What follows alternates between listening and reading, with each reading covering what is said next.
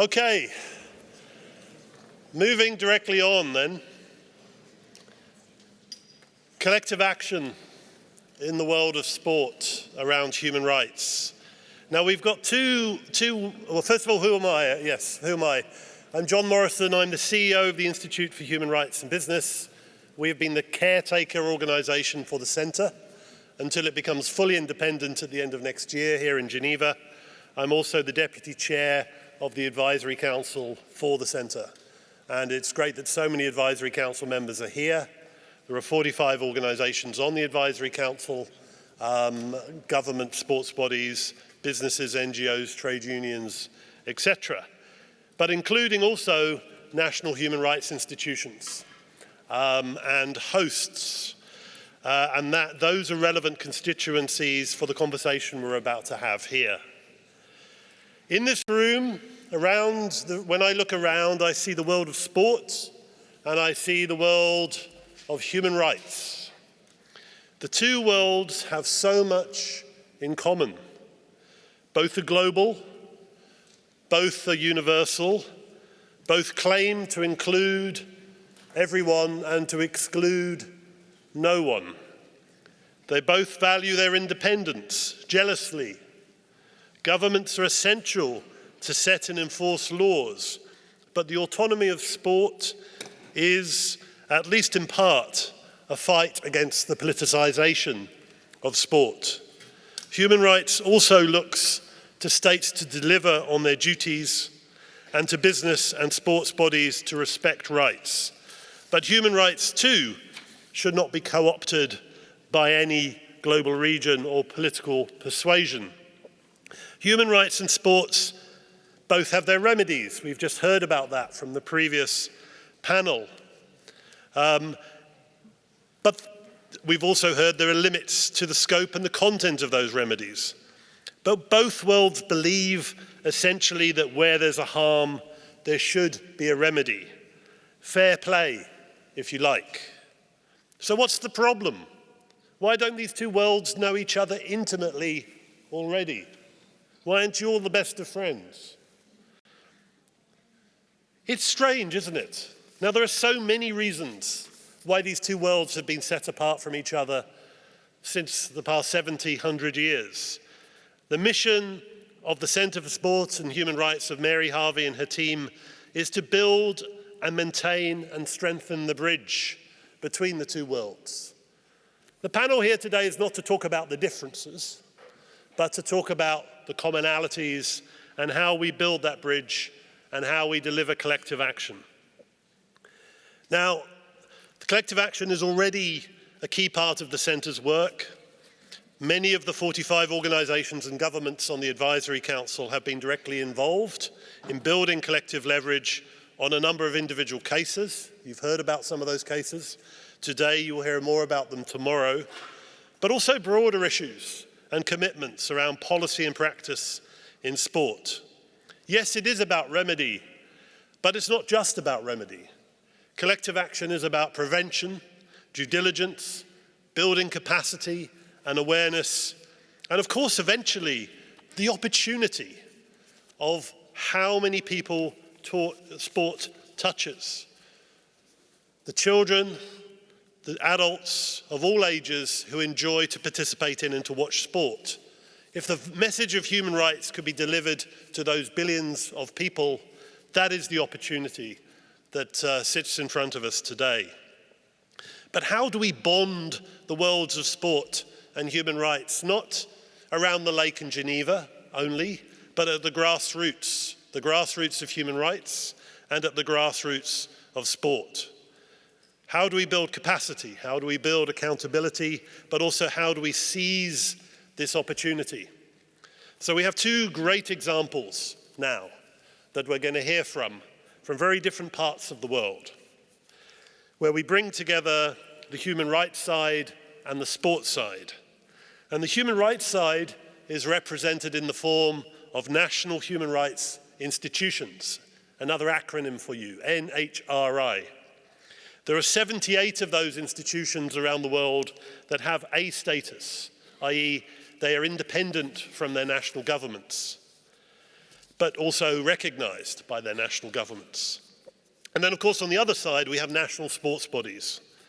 And we have two of those represented here today, the Northern Ireland Commonwealth Games Association and the Rwanda Commonwealth Games Association, which I believe, Festus, is also the National Olympic Committee in your country.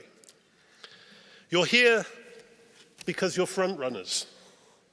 Sports bodies and NHRIs building that bridge at the national level. And we're going to go to Northern Ireland first. And I think we have a video.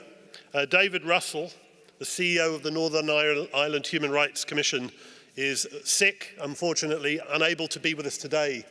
But he really wanted to deliver his message. So we'll play that now, please. Yep, I think that will come up.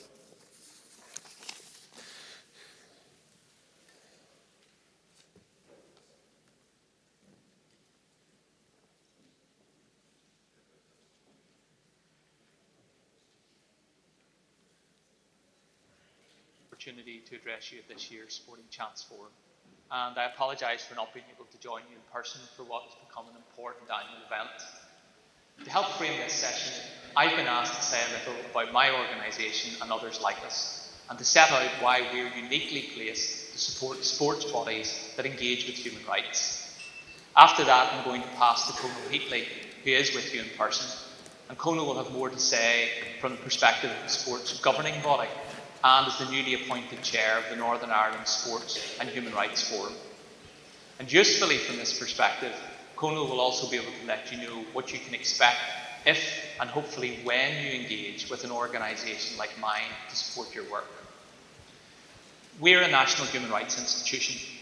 We're one of more than 150 such bodies established by the members of the United Nations. In some countries we're known as commissions, in others, ombudsmen's offices or public defenders.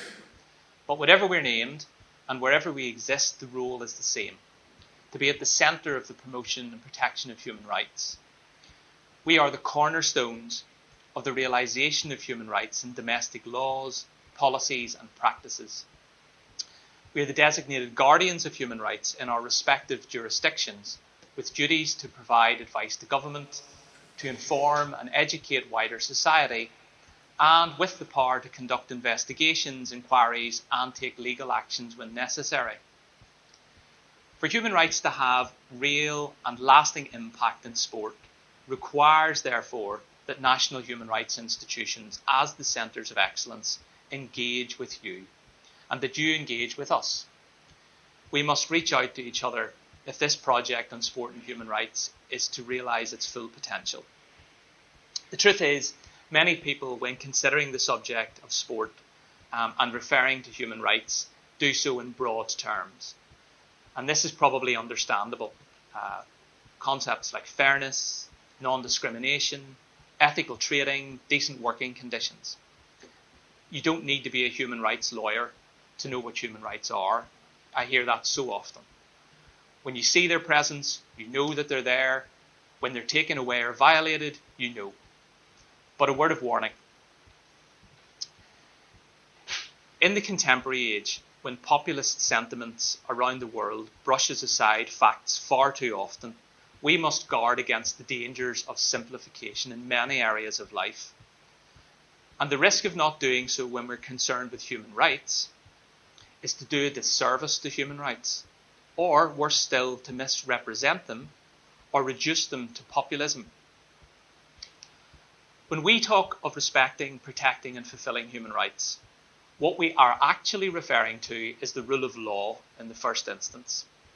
Internationally binding legal treaties and domestic instruments that already exist and for which sports bodies already have a responsibility.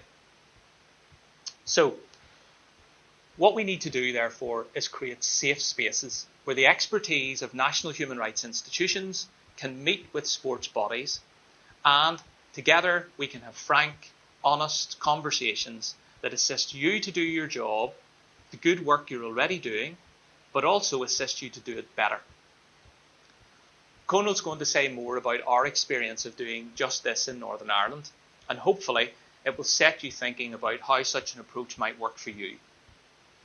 Here in Belfast, with the Commonwealth Games Association very much to the forefront of our work, we have created a safe space, a sports and human rights forum, that now has the membership which includes all of our main sports bodies at a governance level, and we're starting to drill down into local clubs. Our first task as a forum was to develop a declaration on sport and human rights. And hopefully Conal's going to share this with you. The declaration is 10 simple commitments made by our members, grounded in human rights law, but it represents a common language that we all understand.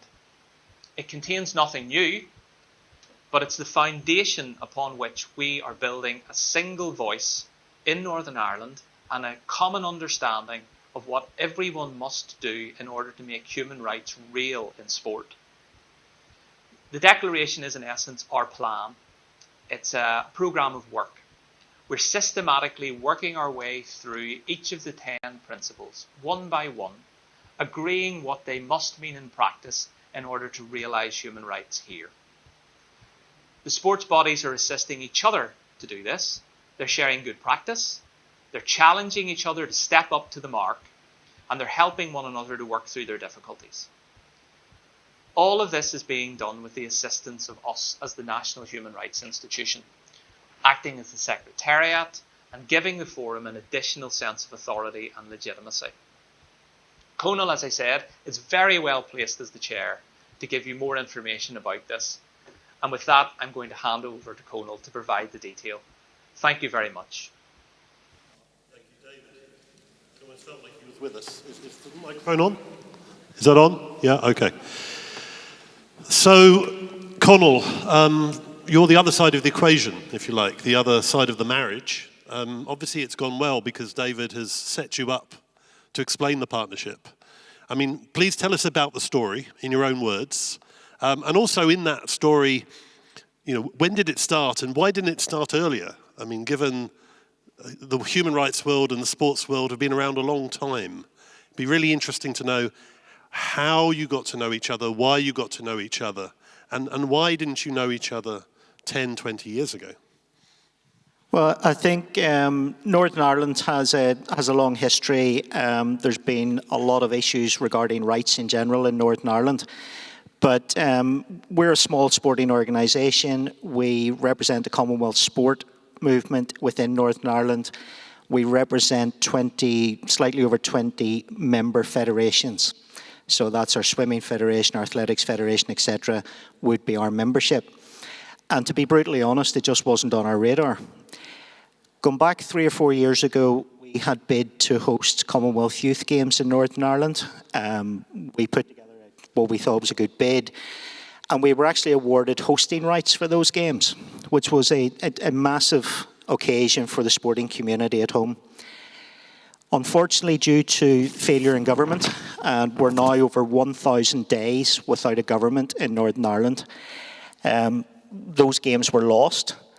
But as part of our thoughts for those games, out of the blue, David phoned our office, and it was as simple as that. It was a telephone call to say, we're your local human rights institution. I believe you've won hosting rights for some games to do with Commonwealth and sport. Is there any chance we can get involved? So we met for a coffee, things kicked off. And all of a sudden, as part of the plans to host those games, it was agreed that we would have a human rights champion on the delivery company. So they would sit on the board of the company that would deliver those games. So that was essentially going to be somebody from our National Human Rights Institution who would oversee every aspect of delivery. So that would look at child safeguarding, procurement, impact on residents, everything to do with hosting what in the grand scheme of things is a very small multi-sport games. So that was the start of the partnership. We had great plans. The games were lost. They've now moved to Trinidad and Tobago, and we wish our colleagues out there every success with those games, and we're totally confident that they will do something absolutely spectacular for all of us. So we continued our work. We were determined, because we could see the potential linking sport and human rights, we were determined not to let it go. So as David had mentioned, we worked on a declaration. A very simple 10-point plan, a single A4 piece of paper. And it was based around the original UN Declaration for Human Rights. We took the points out of it. We took what we thought were most salient within the sporting community. And we looked at it from a sporting perspective. And then our National Human Rights Commission, they made sure that the wording was legal and binding. It's all stuff that we can stand over. Everybody in the room, no matter which side you're coming from, the sporting side or the right side, it makes sense. But one of the other bits, there's been a lot of talk today about affected groups. We consulted, before we finalised, we consulted and we took it out to affected groups across Northern Ireland. And that included young people, which was very important. We've done a lot of work with the Dame Kelly Homes Trust and Peace Players in Northern Ireland. And we got some of their young people into our office and we put the draft on the table and we said, okay, kick it around. And they did. It was vitally important. Talking about affected groups and national federations or sporting bodies, Mary had touched on it earlier about the language that's used. And this was it was really evident when we spoke to one of our local charities who works within the LGBT sector. And they said, well, this particular sporting federation doesn't do anything for us. But yet we met with that sporting federation and they said, we're doing a lot for LGBT. And it was simply the use of language. And when we were able to bring those two bodies together, suddenly they went, I see what you're trying to do, and it all made sense. So it's only when we do come together that messages get across in the right language. That was a real eye-opener for me. It was a very simple thing, but it was a real eye-opener. The other challenge we had when we spoke to particularly our larger federations for sport, so we had football, rugby and Gaelic games, which would be the biggest sporting organisation on the island of Ireland. Each of the three major bodies had human rights issues at the time. One was to do with a new stadium build. One was to do with verbal abuse of a female referee. Another was to do with racism and sectarianism. And to be honest, when we went and talked to them about the declaration and would they sign up to this declaration, there was a little bit of pushing away from the table. And they thought, oh, you're picking on us. You're going to get this declaration. You want us to sign up to it, and then you're going to beat us with it. And we were able to convince them. I'm great. I've spent today stealing words from people. So I think it was Naickey said in the last session that sometimes it doesn't always make it right, but it makes it better. And we've pitched it to our sports in Northern Ireland as a corporate conscience. In your decision making, look at the declaration, put it up on your wall, and if you're making decisions, just have a glance at it. And if that helps you make one better decision, then the declaration has worked. And it's about getting people to sign up to that.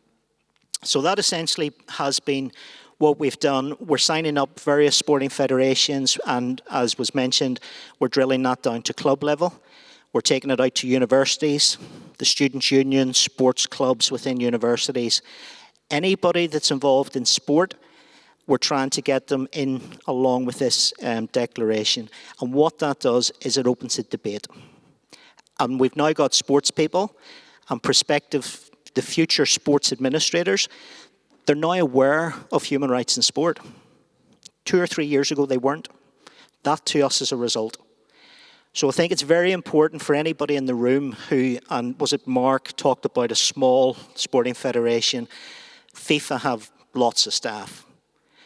What we have is one staff member, and we have a board. We have a chairman who has driven it, who has facilitated, who has brought the board along, and that comes down to the leadership.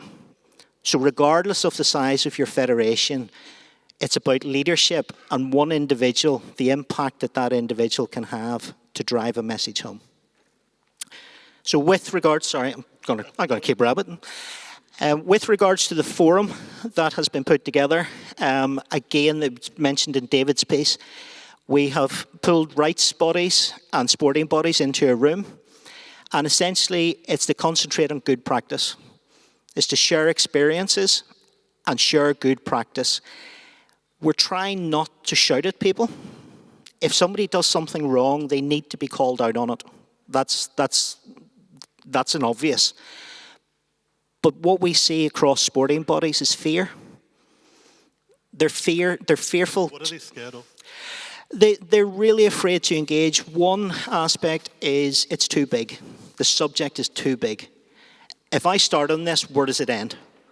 We have limited resource. Our job is to get athletes to a games. Our job is to prepare them well, to kit them out, to win medals. That's our core work. The other aspect is, so there's fearfulness about it not being our core business. It's going to detract from what we do. And they just don't know. It's a simple thing. They don't know enough about the topic. And that's where collective action comes in. Because what we're saying to our sporting bodies is that you don't need to be an expert. You need to be aware of the topic. And then you lift the phone. You lift the phone to somebody who knows. And whether that is your local NHRI, whether that's we work closely at home with the Child Protection and Sport Unit, we have expertise there. We have expertise at the centre here in Geneva. It's about tapping into the expertise that is out there. And it's about building those bridges and making those contacts. So we had the privilege of visiting our Rwandan colleagues in September. We had some NHRIs in the room, and it was about building bridges between sporting bodies and NHRIs as the first step. Conal, can I ask you, obviously David knocked on your door because of the Commonwealth Youth Games, which didn't actually come to pass. I mean, Northern Ireland's no longer hosting for a variety of reasons, but what kept the sports bodies, what kept you in the conversation, given that that moment had slipped? I think it was the potential. I think no matter what it is we do in our lives, you sometimes have a conversation, and it could be building a patio out the back of your house, and you get so excited about what it could be. And I think what we saw as we discussed potential with a group of partners and a wide range of people, they were all saying, this would be really good for us. If only we could do this. And it was looking at that potential, and that was the determination. When games were lost, it was obviously very difficult, but we saw the potential for good within the subject. And then, as I say, it came back to leadership. And it was the organisation and the leadership show, and we've seen that within the wider Commonwealth sporting movement. But it's about those individuals, whether it's at CGF level, whether it's at our board level, for somebody to take it on.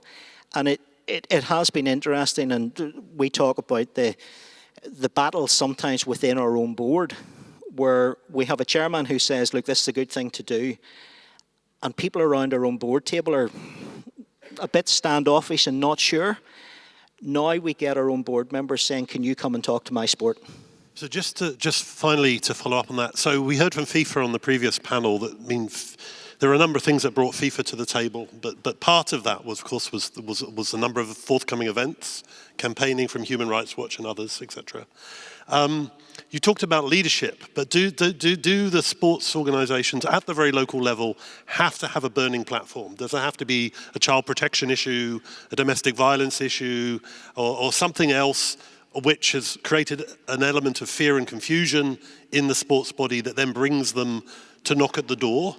Or are they seeing the opportunity? And I know what the opportunity is from the human rights side, but I don't quite understand. Be very concrete about what the value proposition is for a sports body if there isn't a burning platform. Okay, we have been relatively fortunate in Northern Ireland that we haven't had some of the tragic cases that have been spoken about. But I think, and again, it was mentioned by a speaker earlier, that our consumers are becoming more sophisticated. So they are looking at, if, as a parent, I want to send my child to be involved in sport, which sport are they going to go to? We'll actually look at the work that this sport's doing. That's really positive. I like that. That works really well. There is a little touch of carrot and stick because, again, we had some word from sponsors earlier. What sponsor wants to get involved with a sports governing body that is not up to the mark? And when we do speak to sporting bodies, there is a little bit of carrot. This is a really good thing to do. There's a little bit of stick as well in that this is a risk management tool. So if you have a piece of paper that you declare that you're going to do something, it helps you mitigate risk.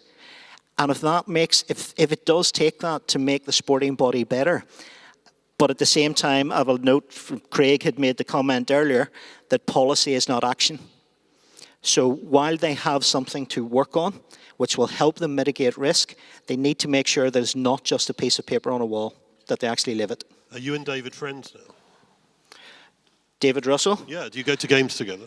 Do you drag him to matches or anything? No, he's not. No, no. No, he's a boring human rights lawyer. Okay, let's move from Northern Ireland to Rwanda, and then I'll have questions for the whole panel, and then opening up to the room to take it beyond that. Festus, just before I bring you in, I said I wasn't going to do this, but I'm going to do this. I'm going to read 2 paragraphs from what Silas has sent. Silas, unfortunately, the vice chair of the National Human Rights Institution in Rwanda, had travel problems, so wasn't able to be with us, but he sent through his speech. And I was so moved, actually, by the first 3 paragraphs that I think I should just read them to you as he's written them, and then maybe pick up with some of his suggestions as questions to the pair of you. But because I want to hear your story in terms of how you got to know each other. But this is what Silas says. 25 years ago, Rwanda suffered one of the most tragic events in recent human history, the 1994 genocide against the Tutsi. This unfortunate tragedy cost the lives of more than 1 million Rwandans. It destroyed every aspect of our country, including the sports sector. In 1999, the National Commission for Human Rights of Rwanda was established to promote and protect human rights in all areas, including sport. Through the government's sports development policy, the Commission promotes sport as a strong avenue for development, peace building, and the promotion of human rights. And it's made commitments to advancing the issue of sport as human rights-based approach to educate and sensitize citizens on human rights issues. The universality of sport allows it to encompass several different rights. Most sports events have a huge impact on human rights. The practice of sport is beneficial to children and young people as it can have a positive impact on their physical, mental, and social development skills.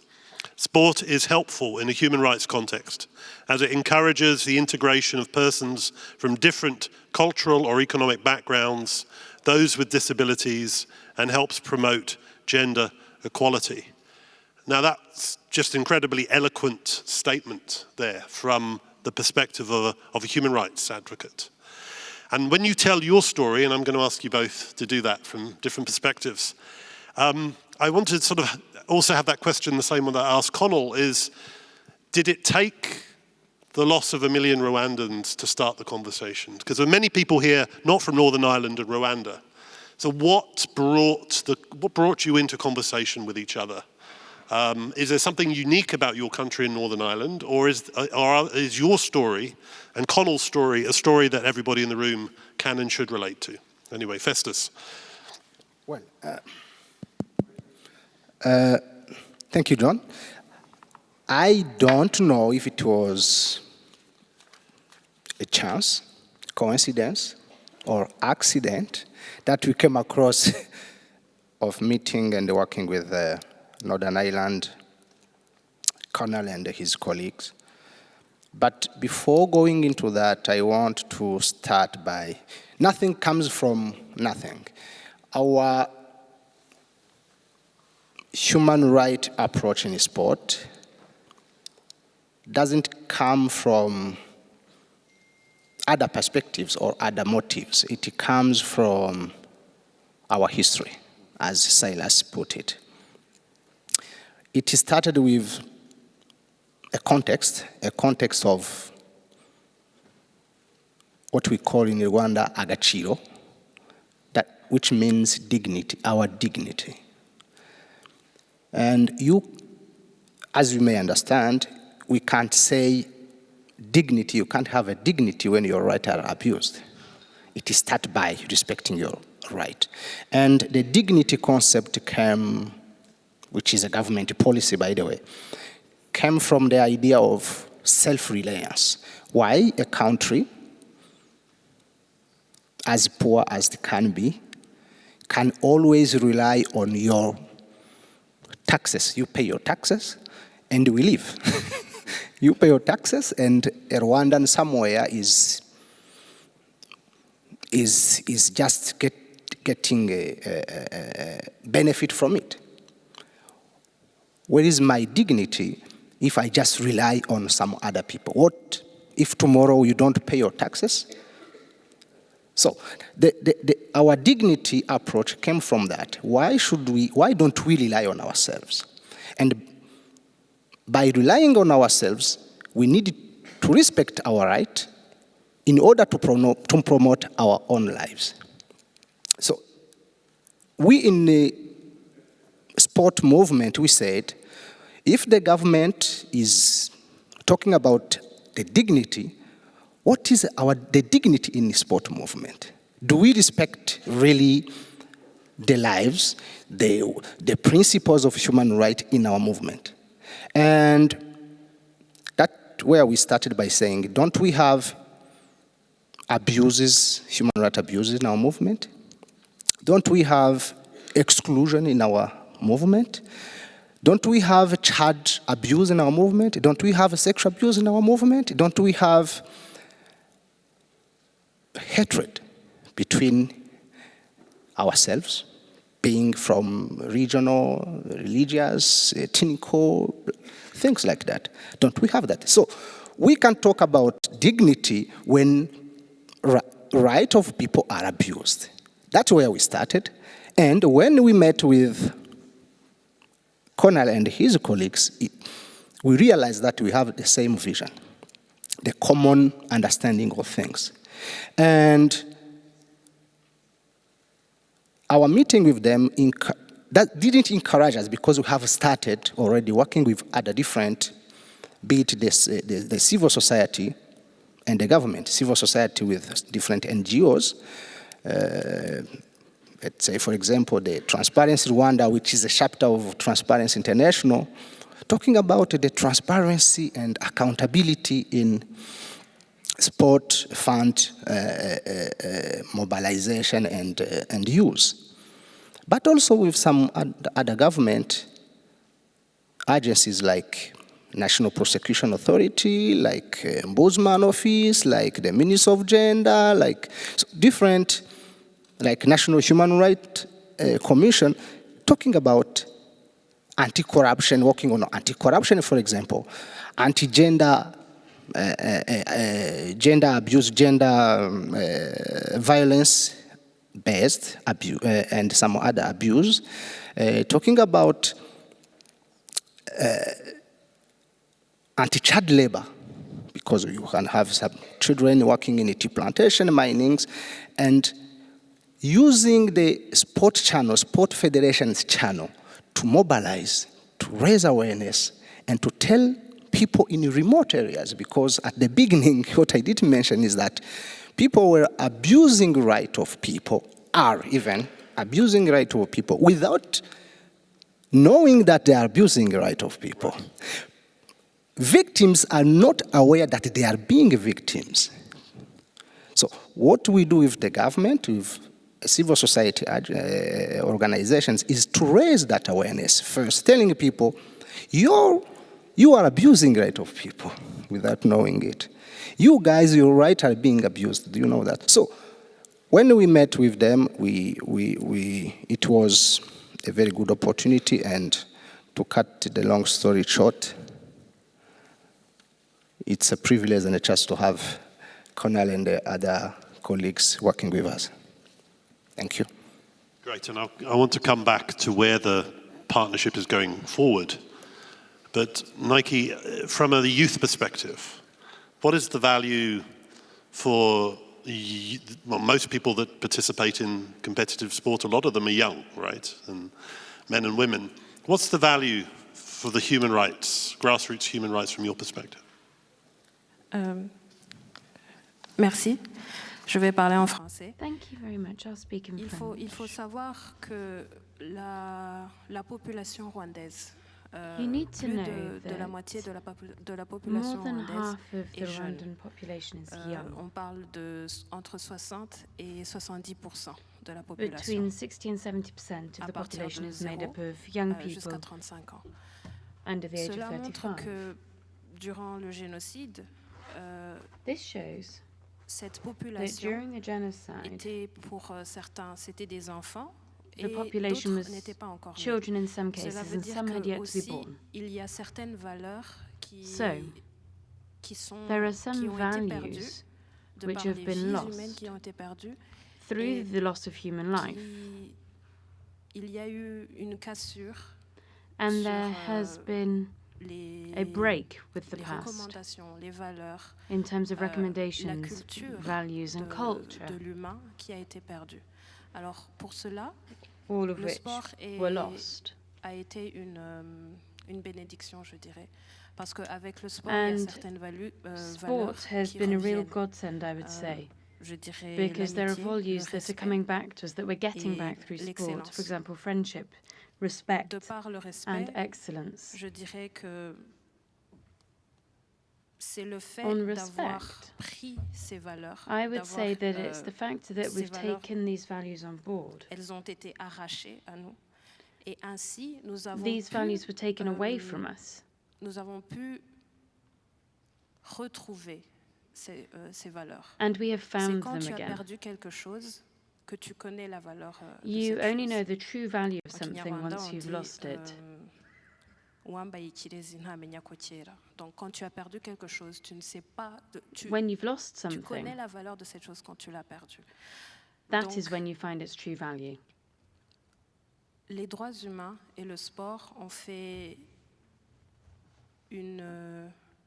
ça s'est rencontré. Human rights and ça sport have a fait une belle come connexion together. They've pour dovetailed réapprendre ces wonderfully valeurs et for donner us aussi un to message relearn de these values reconstruction and also et, to give a message d'espoir of rebuilding cette and of jeunesse. hope for the young people in Rwanda. You use the phrase retrouver. I mean, so it's already there, but it's somehow been lost. Why do you think it's lost? What is it, the value? Why do we have to refine the value of human rights in sport? Comme je l'ai dit, nous étions As I enfants. said, we were Moi, children. j'avais 4 ans quand le génocide I was s'est 4 passé. years when the J'ai genocide perdu took des oncles, place. j'ai perdu des tantes. I Il y lost en a qui ont aunts and perdu leur uncles. mère et Some lost their leurs parents. parents. Donc, on a dû réapprendre à grandir en tant So qu'humain. we had to On a dû learn how to réapprendre grow à as human avoir beings, des as valeurs, people parce que again. ceux qui étaient We had to supposés nous donner ces relearn valeurs n'étaient plus là. our values Donc, because those who were supposed to pass our comment values les on to apprendre us were si not ce there n'est, for us to learn par from le them. sport? So Parce how que tu else dois would te- we tu dois learn te this dépasser. other than through Tu dois sport? In apprendre à sport, you have to go respecter beyond ton- yourself. ton- You have to ton learn compatriote, la personne avec qui tu joues, to mais respect aussi your ton teammates, adversaire. but also those on Et the après other side of aussi, the tu dois field. savoir dire bon, j'ai perdu, mais je And vais you continuer also à have to respecter learn how cette to personne. say, okay, Donc, I lost, c'est cette but I'll connexion en still fait, respect this qu'il person a fallu nonetheless. retrouver. It Et, was this respect that we c'est par had le to sport que ça s'est find passé. again, and we've done so through sport. Merci. Thank you. Do you want to come in? Yeah. Just to compliment her, it's your question of recovering. It's a recovery of our humanity, of the soul of our existence, because Rwandan people have always existed as one people, as human being, as humanity, as everyone is. And with the genocide and the consequences of the genocide, we realized that we lost our humanity. We lost our dignity. We lost our sense of existing. So it's then after that, as she put it, we realized that our humanity, our sense of existing was very important, was actually the sense of our lives. And recovering that sense, that humanity, is very crucial for us. And how do we keep it then? How do we keep that? How can we make sure that we don't lose it again? And sport is critical to that, do you think? And How does sport do that? Sport is is important rather because with sport, there is a respect between people. And we saw it after the genocide when you, by definition, genocide which was committed by Rwandans to other Rwandans.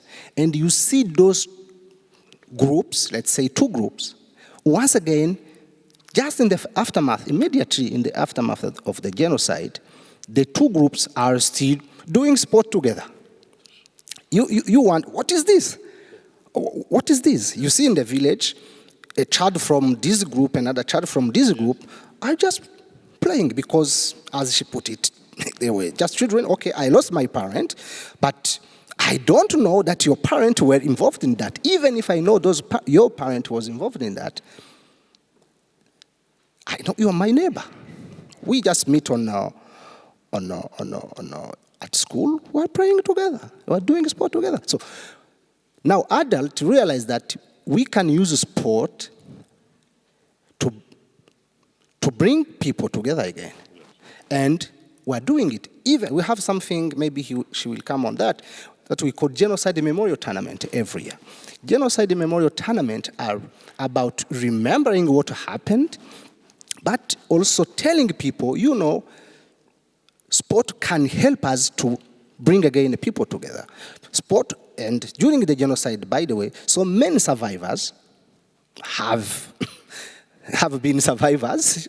People have survived just because they were practicing sport, because they had friends on the other side in sport. So sport is very crucial and important in terms of sending the message, but also teaching people, bringing people together without even telling them that you are bringing them together. That's very clear, and I think when we come into questions in a few minutes, you might all like to ask more about that. But Silas's letter, Silas had 4 really good ideas at the end of his speech, and I just wanted to read them out and get reactions from all 3 of you. And he's looking specifically at the burning platform issues to cope with human rights violations in sport. He thinks NHRIs should and could do 4 things. Number 1, educate children about the risks of abuse in sport, their rights, and who to ask for help. That's the first thing. The second thing is raise awareness of abuse to parents by informing parents of the possible harms that intensive training can do to their children, their role and their responsibilities, and how they can contribute to the prevention of child abuse in sport. Number 3, target coaches by providing training and education to coaches on ethics in sport and acceptable training techniques, as well as screening for potential offenders, which should help to mitigate child abuse. This provides children with the appropriate direction and guidance and allows for competent supervision. And the last point, develop practices to protect children and youth, and also developing policies that concern sports participation, training and competition should help recognize and prioritize the needs and interests of the child or youth at all time. Now, Naickey, can I come to you first? Are those 4 areas, on the issues of children and youth specifically and abuse, but can you see the relationship with national human rights institutions helping on those issues? Does sport recognize those issues? C'est des choses qui sont... C'est des problèmes qui sont vraiment récurrents dans le sport. They are recurring problems in sport, bien évidemment dans le sport rwandais. And obviously in Rwandan sport.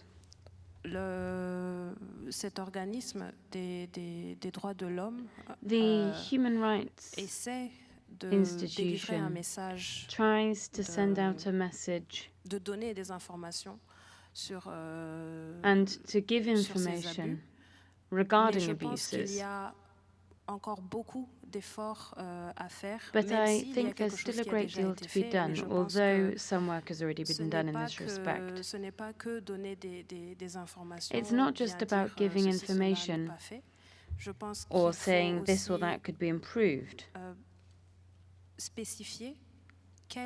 I think you also need to specify who needs what help. What help do children need? How do we give them the information they need? How do we make a child understand in a language they will understand what they can and can't do and how to do it? So I think that human rights are a very good thing. Get to the target. But you also have to get to the target. You have to set your targets and achieve them. Merci. Festus, what do you think about Silas's suggestions? Yeah. Naickey said that the majority of Rwandan society are children, are youth.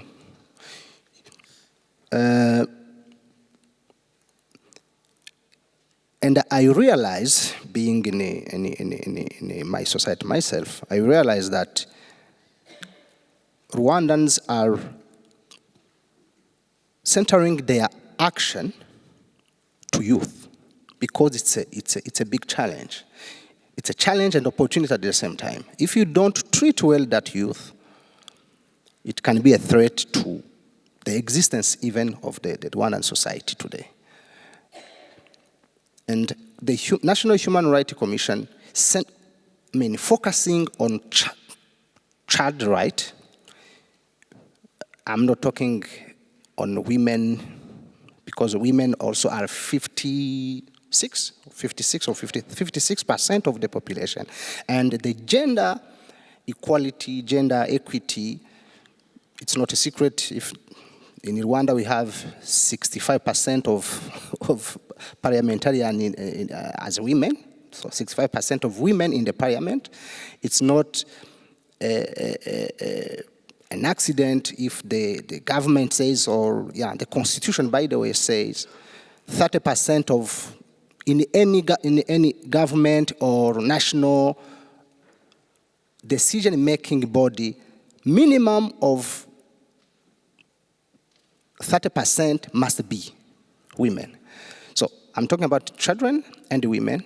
It's not just hazard that the policies, be it from National Human Rights Commission or from ourselves in a sport movement, are focusing on those two categories. Right. It's very important because they're the majority of our people. Children, youth it's the majority of the people. Women are the majority of the people. Right. So you can't do anything without starting by those two categories.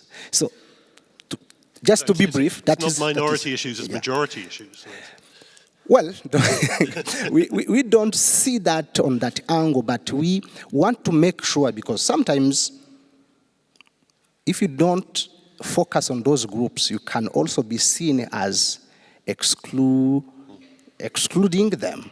If you don't focus on the youth, you can face a consequence, by the way, because the youth is not empowered, and it's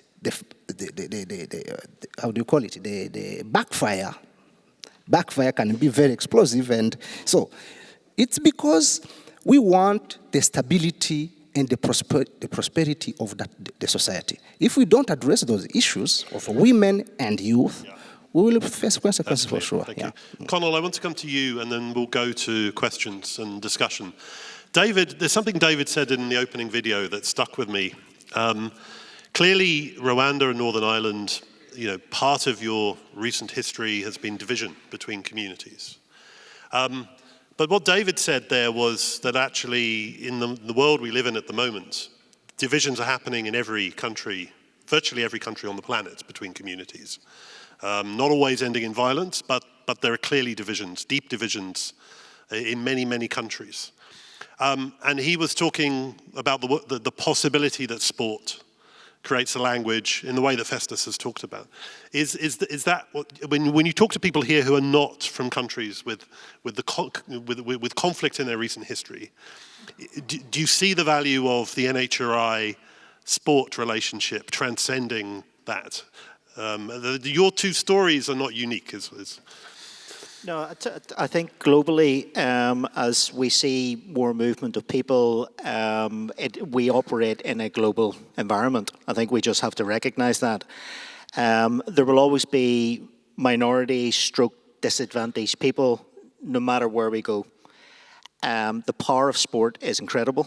There are two very strong aspects. The stopping abuses from happening is a non-negotiable. We all have to work to ensure that, but the power of sport to actually bring people together. And I think particularly when we talk about young people, there's the education aspect and the empowerment bit. A confident child who understands and has been told and educated about potential issues, who trusts a coach, a parent, a leader, they are the ones who are going to be able to come forward.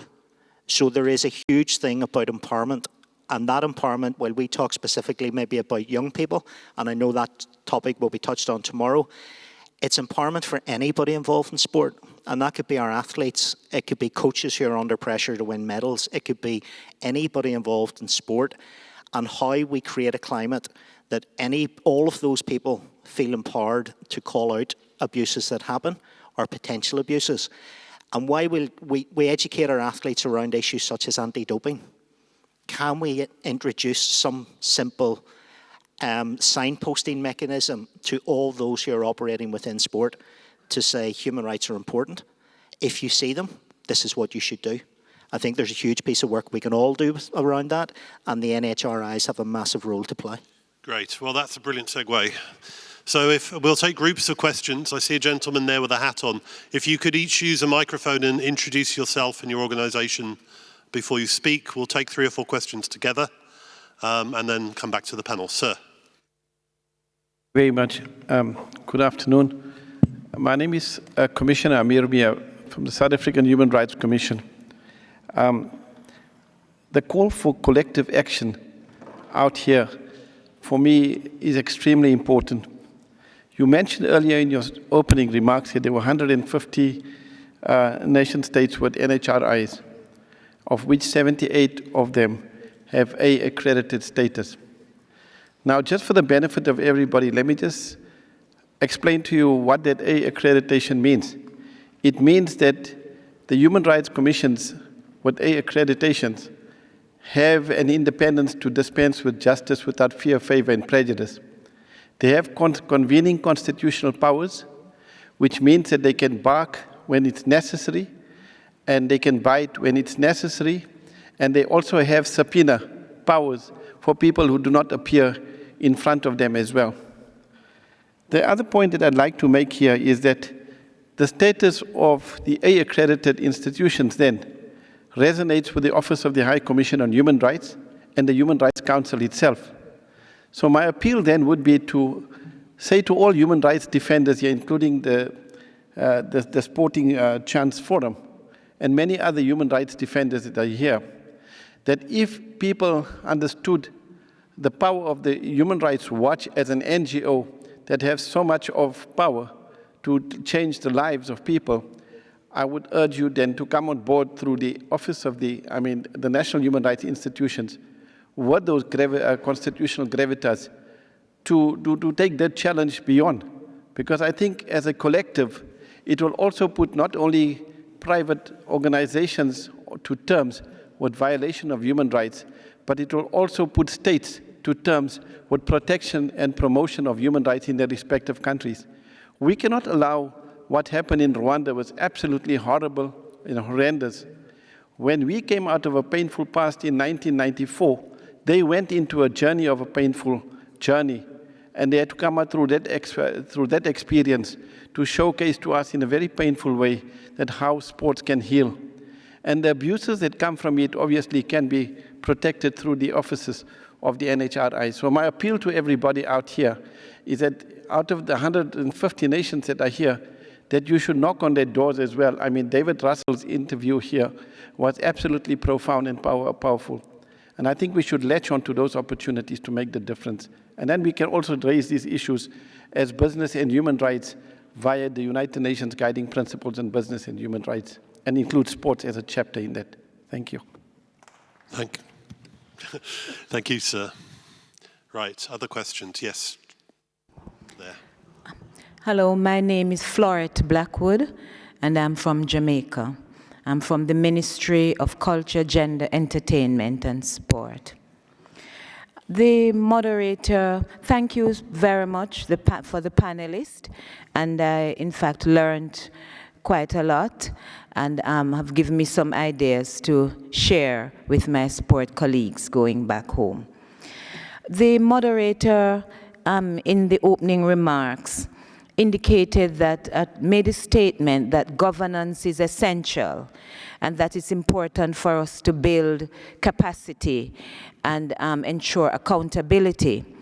Now, looking at many of the national sports federations, not the Olympic Association, but the sports federations themselves, many of them, at least in the Caribbean, are very informal and are also voluntary organizations with very limited resources, even in terms of even physical facilities.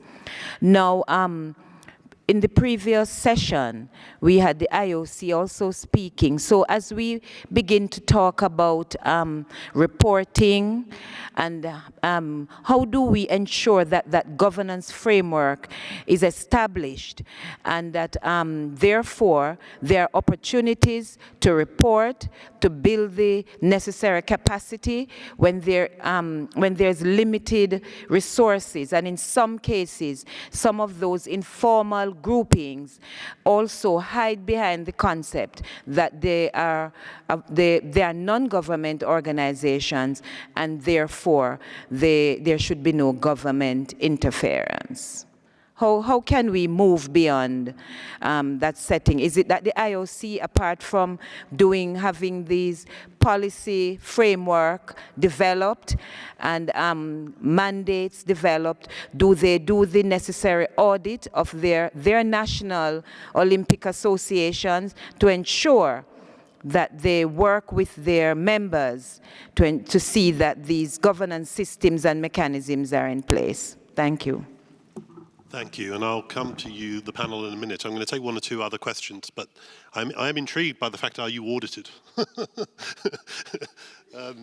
Sports bodies, very good question. Who audits sports bodies? We'll pick up on that.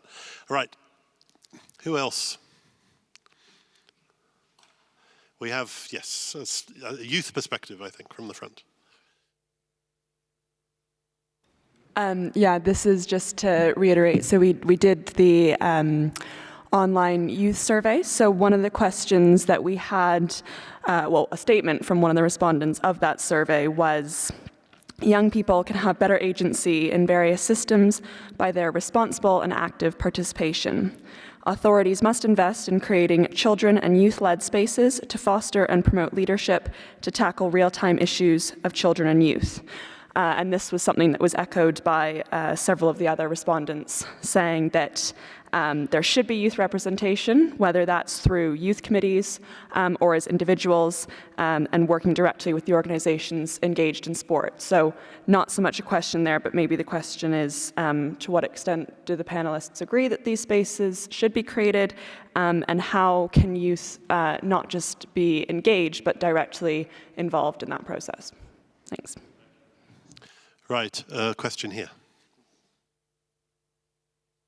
Hi, I just pretty much will echo what she says.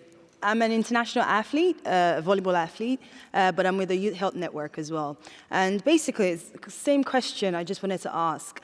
What I find sometimes that happens is that the wrong has happened, and then we're trying to make it right.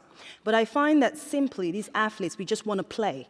So we just want almost like a very basic set of rules where they say, this is how we choose, this is how you get paid, this is your contract, this is your this, and we just follow these rules. And then if these rules are broken, then we involve human rights. But sometimes these rules are not there just because for a long time it's been informal, for a long time it's just administrative processes that have been linearly adopted. Again, coming from Africa, it's like there's background versus what is culture and what is a right and all that in between being a female. So I just wonder sometimes that these conversations, can they be had as a precursor to avoid some of these wrongs happening, where you have, again, if you tell me as a volleyball athlete, international, I could tell you what it is that we need. And if we could make it possible, it would make things so much smoother, rather than having to chase after it has happened. Good point. Right, so who wants to go first? Conal, and then we'll work back. Yeah, I think it was mentioned earlier about the empowerment of young people in particular.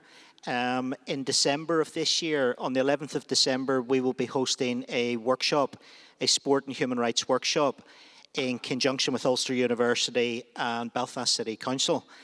And what that will do is bring school children and university students into a room to discuss these topics.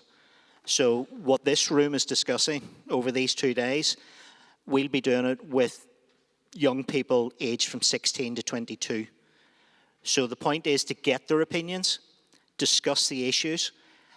Too many of us here have seen too many birthdays.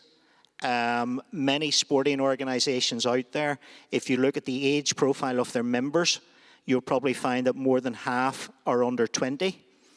How is that represented at their governance level? And it's simply not.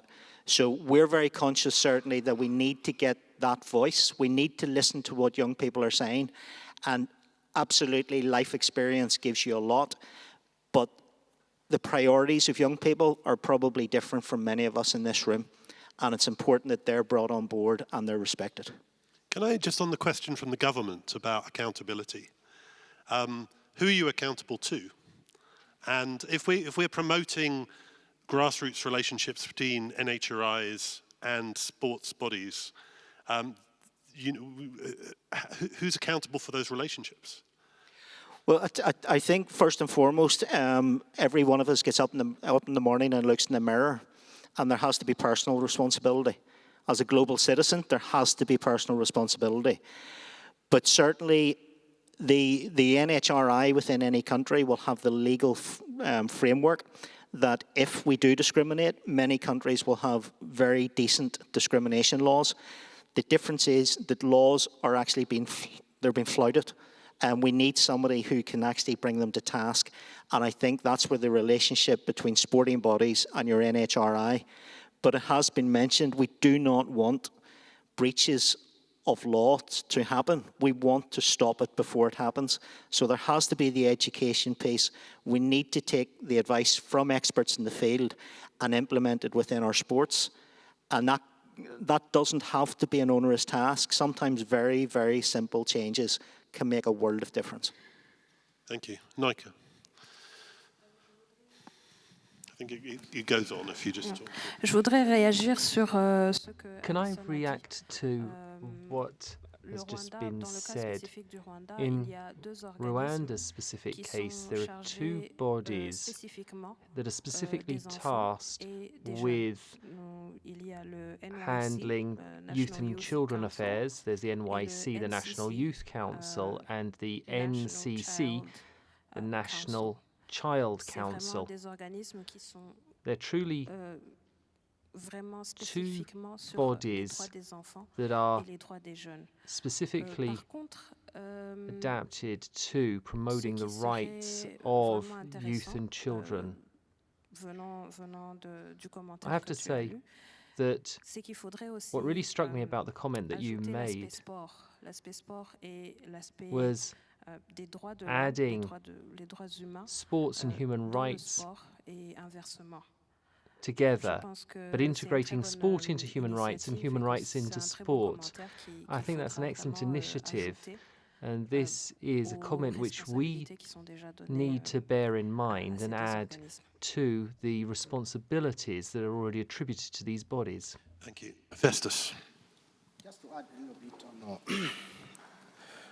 on National Child Commission and the National Youth Commission, at least on National Child Commission, is that the human rights component is included.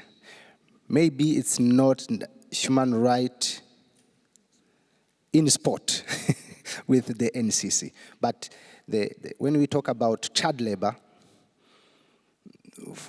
for your information, I have another background, a background of human rights reporter, human rights reporter for another organization. And I know what is happening with NCC, especially when it comes to child labor, for example, when it comes to child abuse, when it comes to child protection. Those three component are part of the responsibility and mandate of National Child Commission. This question of the National Human Rights Commission, responsible, accountable to who?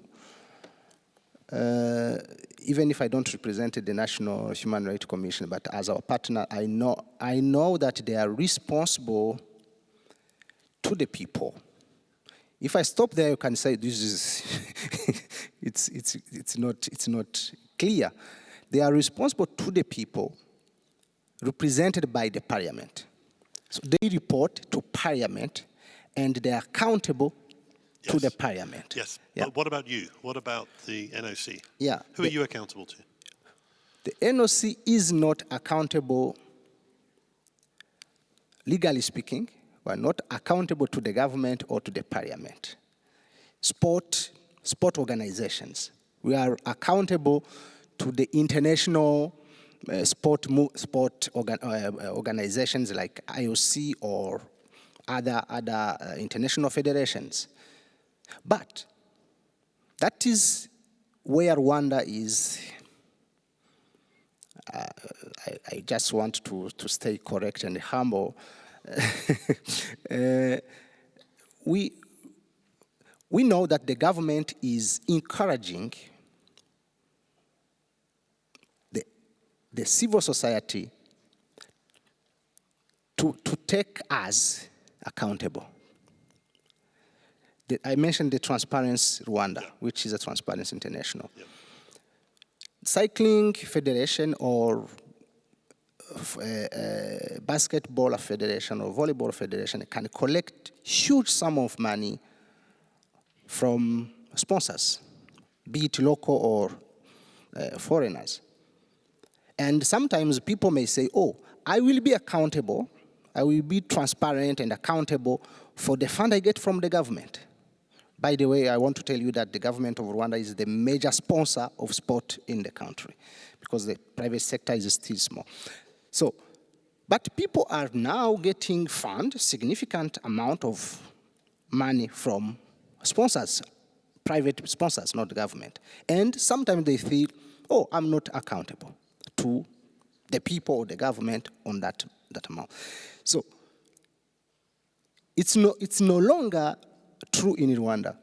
Even the amount collected from outside sponsors must be accounted for.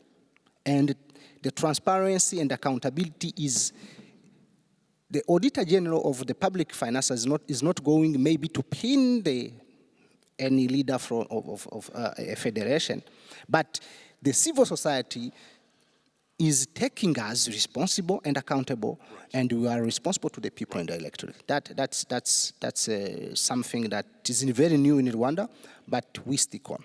And enabled by transparency. Yeah. Right. So that's something that NHRIs and NOCs have in common, is the need to be transparent and accountable. Right. Any other questions beyond NHRIs, the wider sport? I've got to, yeah, go on. There was a question from yes. For athlete. I'm sorry. Once again, from the Rwanda perspective, when we talk about, I think the situation is similar. It's like in all African countries. The sport is not yet professional or professionalized as we wished it to be. And sometimes athlete right may be abused, and athlete may not know, as I said, or they know that their rights are abused, and it is when they are abused that they come and ask why my rights are being abused. So we didn't wait, in Rwanda we don't wait athletes to, because sometimes they don't know. I know so many athletes in Rwanda don't even have a contract. They don't have a contract. It's up to us, and the government, by the way, once again, the government is coming in, even if NOCs are supposed to be independent, but the government is asking us, the Minister of Sport is asking, what do you do to make sure that athlete rights are not violated? Right. What do you do to make sure that the social security for athletes is addressed? And we feel today because even in our charter, everything we do is athlete-centered action. Right. That is the principle, athlete-centered action, athlete-centered approach. So, and the human rights of athletes has come up many times over the past 4 years at Sporting Chance Forums. We're coming back to the issue tomorrow. But let's just take 2 more questions, and then we'll sum up. Yes, if you could introduce yourself too, please. Yeah. Oh, can you hear me? Yes. My name is Claire McFarlane, and I'm from Movement to Inspire, an organisation using sports to peacefully end sexual violence. My question is actually a bit of a devil advocate's question, maybe directed to Conal and possibly the IOC team. Northern Ireland had a case a few years ago where 2 rugby players committed a human rights offence with regards to a rape case, very high profile. And I believe the Rugby Federation actually did respond in a positive way at the end. The outcome wasn't so good on the justice side, but they were suspended, I think, from playing rugby. What happens with regards to that when an athlete themselves is an offender of a human rights violation? Do you have a stance, is an approach that is taken, and how do you support then the various sport federations to get them through that? Because athletes are such an important role model in society. Thank you. So when the athletes are not the victims but the abusers, that's a really good question. Just before we take that, just checking there's no one else in the room. No, last chance, going, gone. Right, let's just take that. Yeah, I mean, the situation, and when I referred to ourselves going to speak with Ulster Rugby, that was one of the issues that they had dealt with. People will say that it could have been dealt with much, much better. It went through judicial process, and there was an end result. So while there was no prosecution, there was an acknowledgement across the board that not only was the athlete's behaviour fairly poor, the way that it was handled by that sporting body was also pretty poor. So when we approached them and we said, will you please sign up to this declaration? It's a really good thing to do. That was one of the reasons why they were particularly nervous, because they thought, if we as a sporting body sign up to this, and you're then going to use it to beat us because we didn't handle this properly. And that comes back to good governance, and it comes back to the point that it essentially became a disciplinary issue, but they did not handle that at all well. And they acknowledge that, and they have had change of staff, and they've moved on. I think it is a difficult one. The issue is that many abuses, athletes are not exempt from the law. And a lot of what we're talking about is covered under law. If there had been a human rights breach, they should have been and would have been prosecuted through due process. Okay. Naickey, any final comments?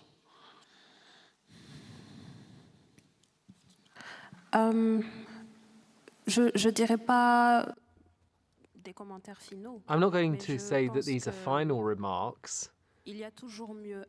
But I think there's always room for improvement. We can always do better, and there is always room for moving forward.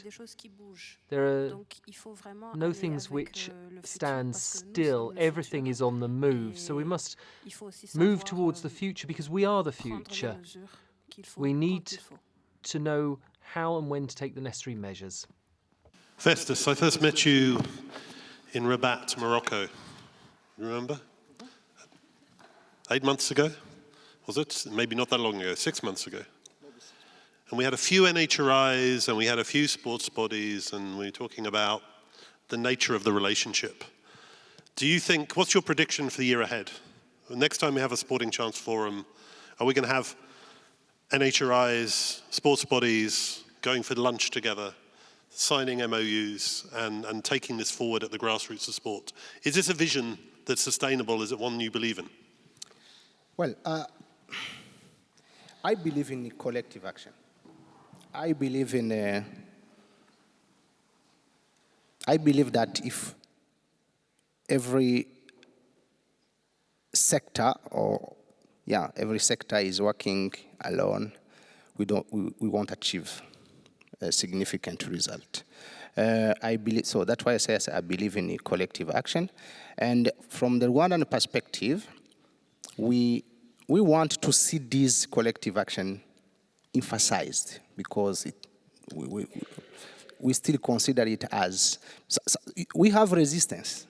There are some resistance from different organizations saying, why are you interested in what I'm doing? Okay, the purpose is good, the objective is good, but let me do it on my way, on my style. So we have a task ahead of bringing everyone on board. And as I said, I believe in collective action, and I think it is the only approach that can help us to really promote a human right in sport. That is my take. Thank you very much. Can we thank the panel in the traditional way?